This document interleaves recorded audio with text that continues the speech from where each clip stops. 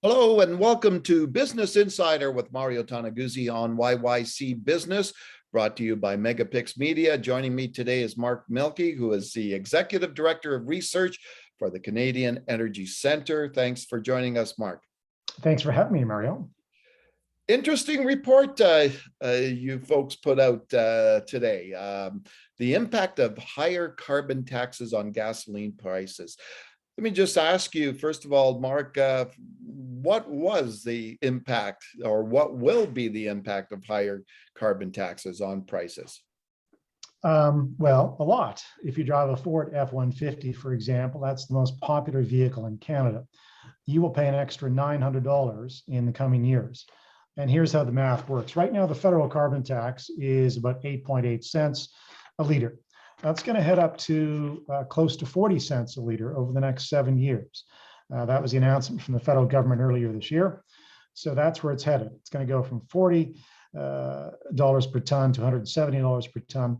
So what that means for a driver, for some of the most popular vehicles, and we chose the five most popular vehicles in Canada, what that means is your fill-up annually is going to get expensive, much more expensive by about $900 extra per year, in addition to what you're already paying. So if you own a Ford 1F50 or a Dodge Ram 1500, these are both the two most popular trucks in the country, you'll be paying $1,158 in carbon tax costs for your fuel 7 years from now, as opposed to just over $250 now. That seems astronomical to me. It is, right? And we looked at some other vehicles as well. I mean, we looked at the Toyota RAV4. That's the third most popular vehicle, the Honda Civic hatchback, Honda CRV, right? So the Honda CRV is another SUV. Costs for that are going up from $169 every year in carbon tax costs to $760. If you got the Toyota RAV4 that I just mentioned, you'll be paying $780 in 7 years' time in carbon taxes, as opposed to $174 now. Same thing with the Honda Civic hatchback, pretty much the same, just slightly less than the Toyota RAV4. Yeah. You're going to be paying $723 as opposed to $161 now.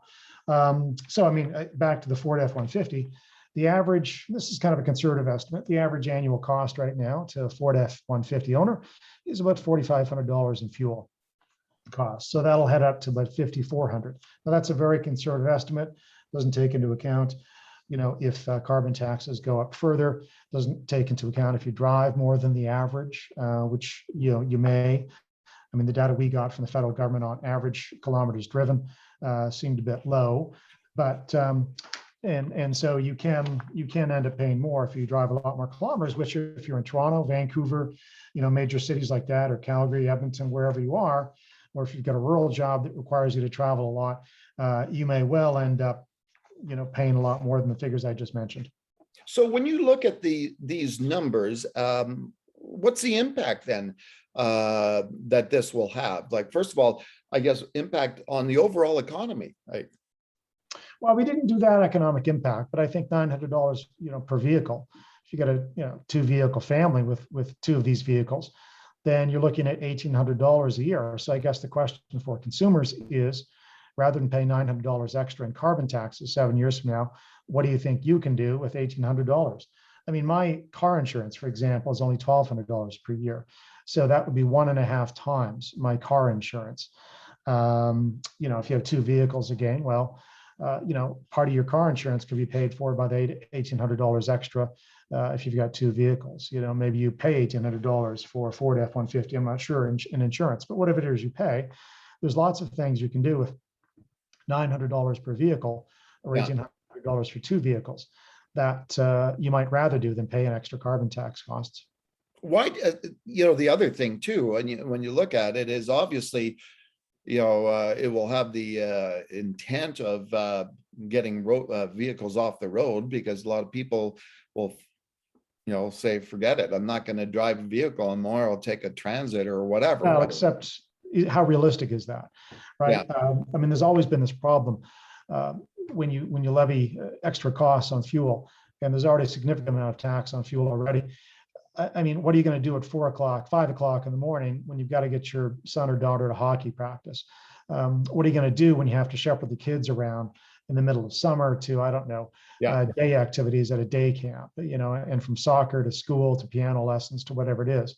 The fact is, as nice as public transit is, it's not terribly practical for most families most of the time, right? The road system is, and the vehicles we use on the road system are. So as much as politicians like to think that you would take 3 kids and their hockey sticks onto, I don't know, the SkyTrain in Vancouver at 5 o'clock in the morning, you're probably not going to do that if you live in Langley and you got to get to Abbotsford. It's simply not going to happen. Yeah. So I was just curious about how did what was the purpose of the research, and why did you decide to look into this particular aspect of it?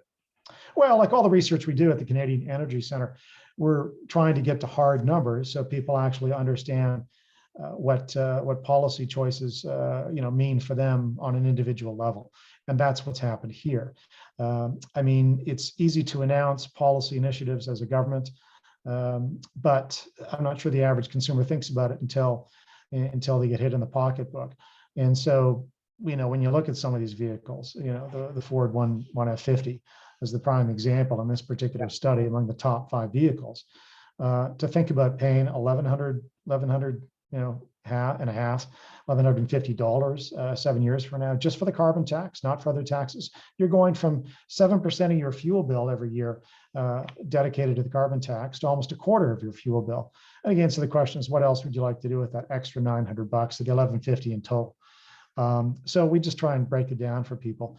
These are real policy actions that are coming down the pipe, and the pipe rather, and that's what you're going to pay. And so I think it helps consumers to know that in advance. Yeah, and you know what, as consumers, as you and I are, boy, we just seem to be dinged from left, right, and center these days. Well, and this will apply across the country. We looked at the federal carbon tax, and we also looked at Ontario and British Columbia, and the numbers are pretty similar. But British Columbia, for example, has its own carbon tax in place, and so the numbers are only slightly divert from the national figures I've just mentioned to you, an extra $900 for the Ford F-150. But in British Columbia, the old joke these days is BC stands for bring cash. So there'll be more of that in the future. Yeah, exactly. All right. Well, thanks, Mark, for taking the time today. Thank you, Mario. All right. That was Mark Milke, who is the Executive Director of Research for the Canadian Energy Center based here in Calgary. This has been Business Insider with Mario Toneguzzi on YYC Business, brought to you today by MegaPixx Media.